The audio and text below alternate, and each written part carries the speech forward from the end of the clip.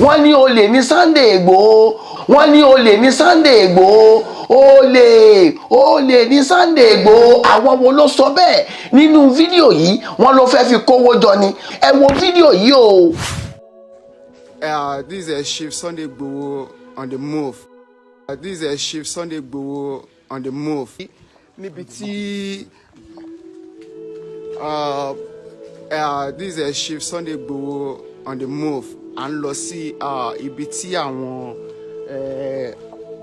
Fúlàní tí wọ́n wà ní ìlú Òkè Ògùn pẹ̀lú àwọn Nigeria Army and Security Agency.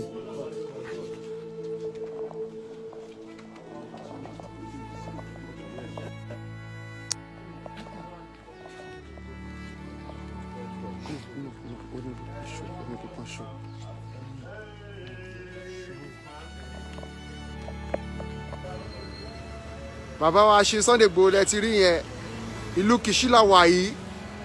Ní báyìí à ń lọ sí ọ̀dọ̀ kábíyèsí ọba Kìṣí ọ̀fi Kìṣí. Bàbá ni ó ń sọ̀rọ̀ yẹn pẹ̀lú àwọn ọmọ ogun wọn. Àwọn Nàìjíríà mi wà pẹ̀lú wa ń bì báyìí. Ẹ wo iṣẹ́ takuntakun tó lóye díẹ̀ nínú iṣẹ́ tí Sunday Igboho ṣe. Ẹ wo èèyàn tí mo fẹ́ fi hàn yín, mi ì ní dárúkọ ẹ̀. Ẹ̀yin ọmọ Yorùbá ẹ ti mẹ́ni tí mo fẹ́ fi hàn yín, ṣùgbọ́n ojú sùnùkùn la fi ń wo n tó bá ṣẹlẹ̀. Ẹ wo fídíò yìí kẹ́ ẹ wo ẹni tí mò ń sọ. Mo fẹ́ ká differentiate, ká wo yàtọ̀ nínú àwọn méjèèjì. Ta ni wanted nínú àwọn méjèèjì? Kuna nan ma na girgi ya wuce nan, ku ya kaga yanzu nan ba a minti 30.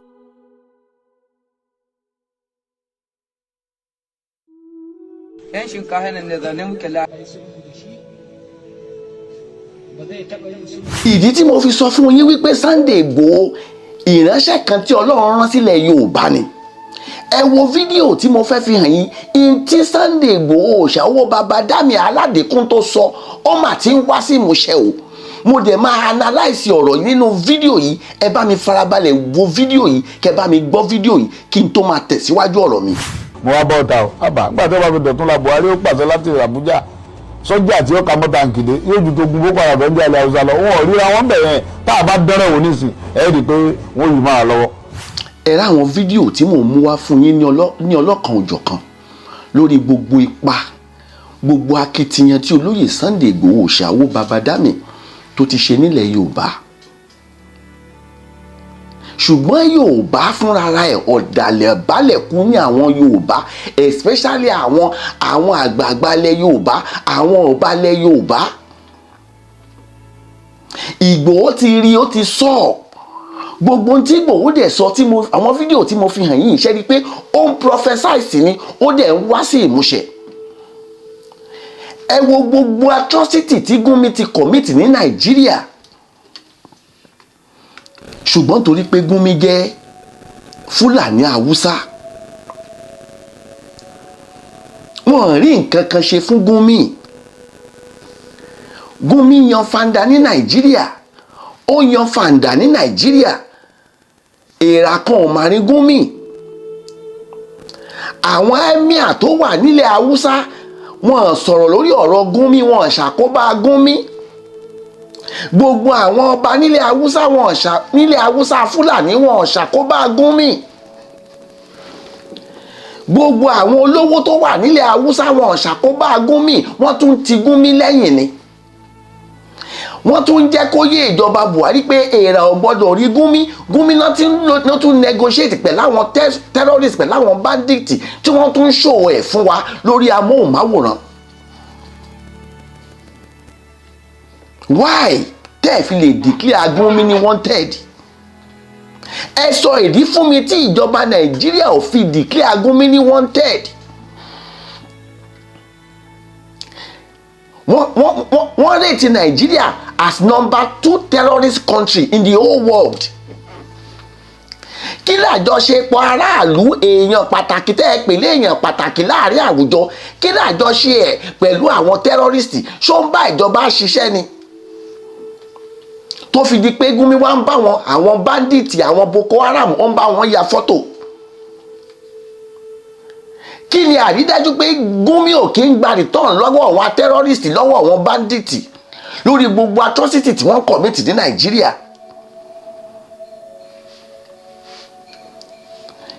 Ìwọ̀nba tí Ìgbòho wá ṣe nílẹ̀ Yorùbá tẹ́ẹ̀lì kí n lè sọ fún yín pé ọ̀dàlẹ̀ balẹ̀ kú làwọn ọmọ Yorùbá ní gbogbo àwọn olórí ní gbogbo àwọn ọba Yorùbá pátápátá ọ̀dàlẹ̀ balẹ̀ kú ni wọ́n. Lórí pé Sunday Ìgbòho dìde wípé òun fẹ́ gba ọmọ Yorùbá ká dìde ká pawọ́pọ̀ ká gba Yorùbá kúrò nínú eko ẹrú Nàìjíríà. Tá a wá bẹ̀rẹ̀ sí í ṣe rálì ní gbogbo ilẹ̀ Yorùbá lẹ́yọ kọ̀ọ̀kan. Ṣe bá àwọn ọba ilẹ̀ Yorùbá àwọn olóṣèlú ilẹ̀ Yorùbá lọ́lọ́ ṣe àkóbá Sunday Ìgbòho látàrí rálì tá a fẹ́ ṣe ní Èkó. Ó kù ọjọ́ péréte tá a fẹ́ ṣe rálì Èkó ní July 1st tí wọ́n lọ invade ilé olóyè Sunday Ìgbòho. Ṣe bẹ́ àwọn ọmọ Yorùbá la bá ń díẹ̀. Ṣe bí àwọn àgbààgbà ilẹ̀ Yorùbá àwọn first class ọba kọ̀ọ̀kan mọ̀ ń pa ẹ̀. Ṣo bí àwọn gómìnà ilẹ̀ Yorùbá mọ̀ ń pa ẹ̀. Wọ́n ní wọn kì í fárí lórí olórí. Gómìnà Ọ̀yọ́ state ṣó fẹ́ lóhun ò mọ̀ ń pa ẹ̀ ní nígbà tí wọ́n wá invade ilé olóyè Sunday Ìgbòho. Ṣùgbọ́n àwọn tiwa yìí àwọn olórí wa yìí àwọn olórí politician ilẹ̀ Yorùbá wọn lè báàkì olóyè Sunday Ìgbòho bí àwọn emir tó wà nílẹ̀ Haúsá àwọn politician tó wà nílẹ̀ Haúsá tó ṣe ń báàkì Gumi tí wọ́n ti Gumi lẹ́yìn tí èrà kankan ò sì rí Gumi bí mo ṣe ń sọ̀rọ̀ yìí. Wọ́n ní Sunday Ìgbòho olè ní olè ní Sunday Ìgbòho nítorí pé kí ni ó fẹ́ lo self determination tá à ń ṣe ó fẹ́ fi kówó jọ ni. Ẹjọ́ nítorí Ọlọ́run ọ̀nà wo ni Sunday Ìgbòho ti fẹ́ fi self determination fi kówó jọ? Àsìkò tó yẹ kí Sunday Ìgbòho nínú òṣèlú tó wà àsìkò tó yẹ kó máa gbówó lọ rèé.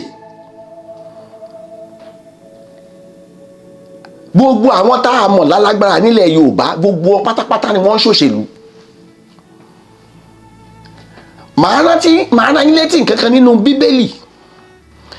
Àwọn kan tiẹ̀ tún sọ wípé Sunday Ìgbòho òòṣà ara àwọn politician ni pé self determination tá à ń ṣe àwọn PDP ló ń ṣe gbogbo wa di PDP ni.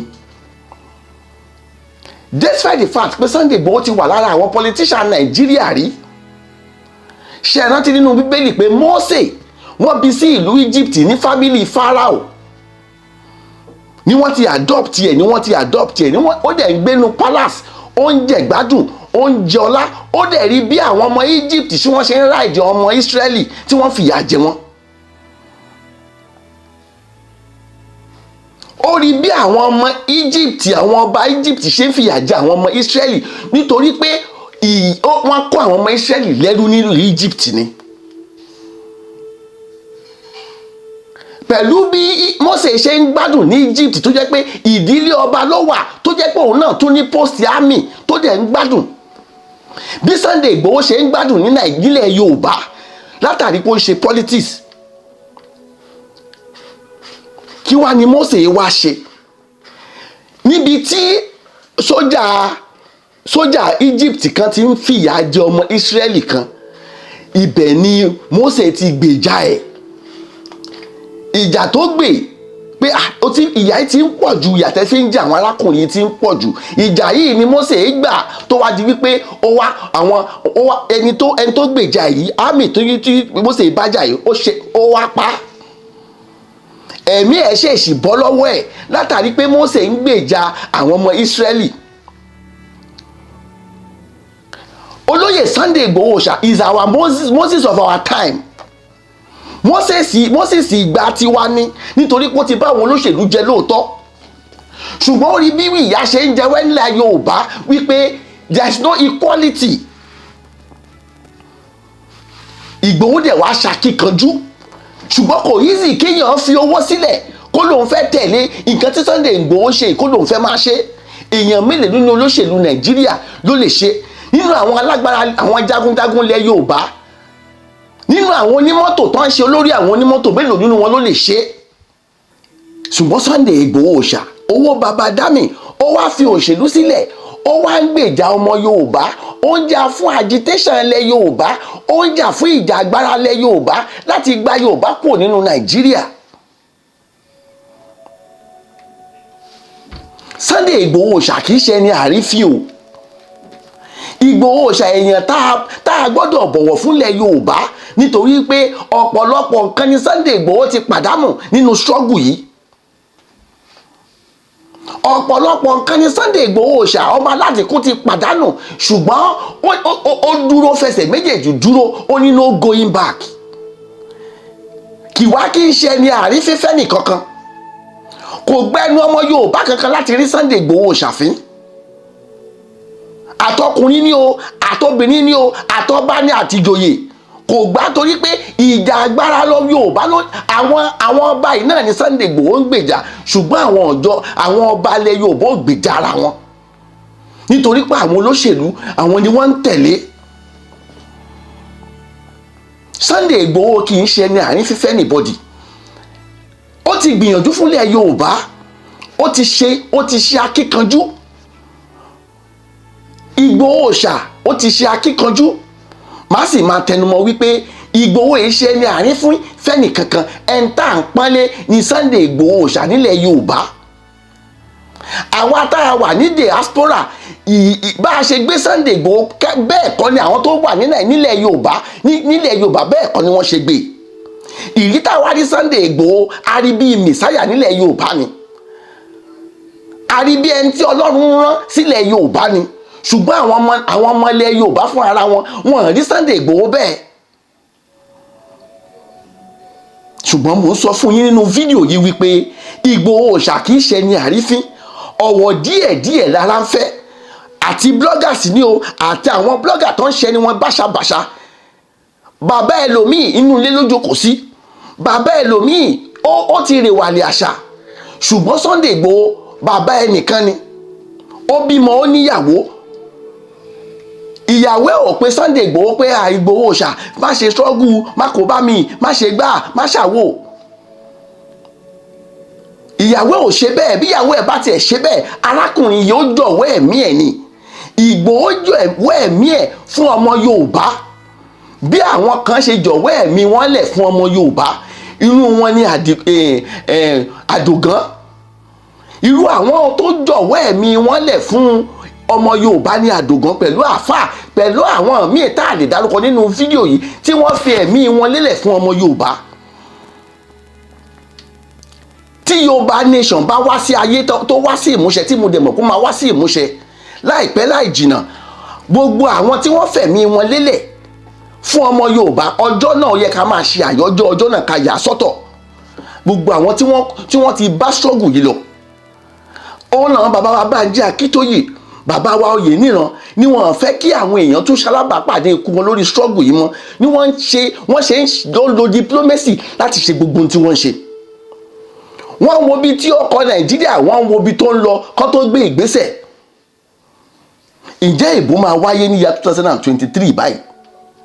Ó máa kù oṣù méjì o. Ṣé ìbò máa wálé ẹ̀yin ọmọ Nàìjíríà?